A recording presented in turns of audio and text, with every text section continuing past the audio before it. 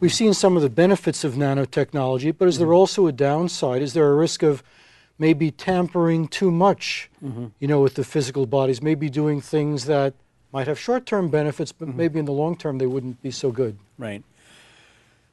So that is a concern in terms of that Wasiq brought up, that you could enhance people beyond what might be normal human parameters, that you could, if you give them super skin, super muscles, then certain people would have, who chose to have that or may have had that available, would then be far stronger, more intelligent, more productive, richer, and they'd have inequality that would be beyond the kind of monetary inequality that we have now, beyond just whether someone had a university education or didn't have a university education.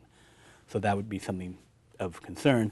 But hopefully, as nanotechnology develops, that it would become more widespread and cheaper, so that more people could avail themselves, so there would be less of an imbalance. But then there's always things that make people unequal, in terms of like just someone being stronger wouldn't necessarily make them bulletproof, and people already have guns now. So there's those kind of issues of power imbalance, or any kind of social technology issues that we have right now. As you have more powerful technology, what was a problem now may become a bigger problem if it's not addressed. Well, what are some of the ethical issues? Because you're on this board that studies nanoethics. Right. So what are some of maybe the moral dilemmas that we would face with this technology? This capability lets us do things that maybe we should think twice before doing it. Right. So there are concerns about whether it goes to issues of human identity, that if you can change things at the atomic level, the level of control and level of power that you have in the advanced form means that you could greatly alter what it might mean to be human. If you have, will we engineer humans? Like, as soon as you're born, they'll make sure you get treatments that stimulate the proper hormones, which help your body to build whatever. Right, so there are choices there. Just like right now, we could have, people can choose to have glasses or not choose to have glasses. They can have LASIK.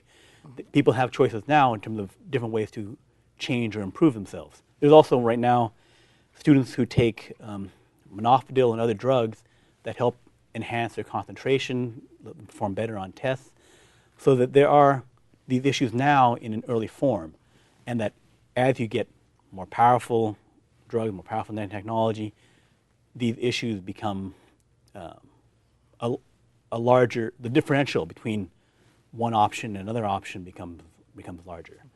What about the environmental issues? I know there's been some concern expressed about this. What if trillions of these tiny particles just get loose in the atmosphere and everybody inhales them? Right. Is that a problem? Well, there are already trillions of small particles that are around, different matter of even down to the nano size.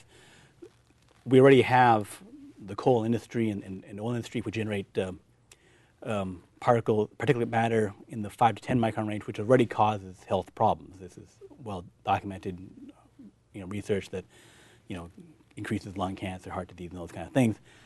But the small particles are there. You just weren't necessarily aware of it because you didn't detect it. Just, a volcano can go off, and it's not all 5 to 10 micron size stuff or boulder size. It also put up billions of tons of nanoparticles. But these particles might be more than just particles. They might be little machines. Right. In fact, Wasiq, maybe you could answer this. I've heard about self-replicating machines that just replicate themselves ad infinitum as long as they have a fresh source of material. Is this a realistic part of the future of nanotech, where you just create these millions of machines and just take them into your body, and they each goes to a certain location and tries to fix whatever might be wrong? In my opinion, it's not a big risk. I think it is a remote possibility that we would end up in a scenario like this. However, if we do end up in a situation in the future where we have the ability to engineer very small machines like this, then I would hope that before we build those, we have enough checks and balances in place so that we have an antidote or some way of controlling them before these are created in mass. One would hope. Of course, you always have the profit motive, so that people are in a rush to get things to market. But overall, would you say that nanotechnology is, and we only have about half a minute left, is shaping up to be a boon for humanity, like this is something we should really be happy about, or should we look at it with a little bit of trepidation, like we don't really know where this is taking us? Like everything in life, cautious optimism. We should look to the future, but let's also make sure we do not create problems at the same time. Okay, great, and that's a good place to wrap things up. We're just about out of time. And I'd like to thank my two distinguished guests, Brian Wang and Wasiq Bokhari. Thank you very much for being here today. And thank you for watching.